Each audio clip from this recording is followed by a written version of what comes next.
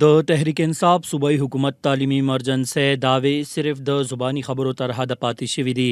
محکمه تعلیم خیبر پختونخوا سالانه رپورټ تر مخه ضلع مردان کې د هلکانو نوي سکولونو آبادی انتهایی په خراب حالت کې ده. دغه رنګ د زرو نه سیوا سکولونو کې بنیادی سهولتونه د نشت برابر دي چې پکې د سکلو صفا اوبه او واشرومز په رنګ بنیادی سهولتونه هم شامل دي.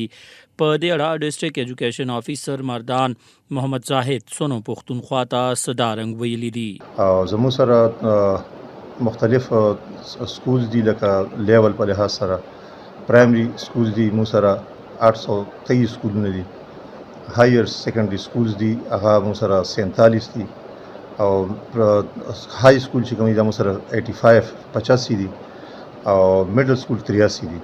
په دې کې مختلفو سکولونو کې مختلف ضرورتونه دي، چېرته دا او واش فیسیلیټیز، چېرته دا الکتریفیکیشن او سولر د فیسیلیټیز چې کوم دي دا تقریبا 90% سکولونو ته موږ ډیمانډ هم کړی دی او دې ته ضرورتونه شته د سولر او تر څو پورې چې ریکنسټرکشن دغه ضرورت دی نو 90 سکولز داسې دي چې هغه لپاره موږ د ریکنسټرکشن ډیمانډ کړی دی او ډپارټمنټ ته موږ لېږلی دي. د دې نه علاوه د واشروم باونډري وال او دغه چې کوم دي چې کم سکولونو کې ضرورت و هغه موږ ډپارټمنټ ته لېږلي دي.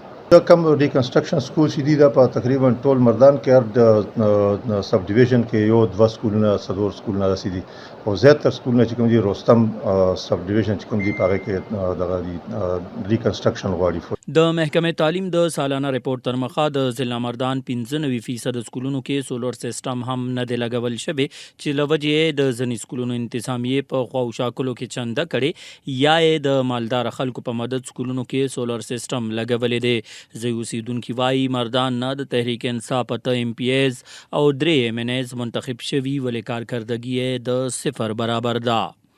سونو پختونخوا لپاره مردان نه ارشد علي خان.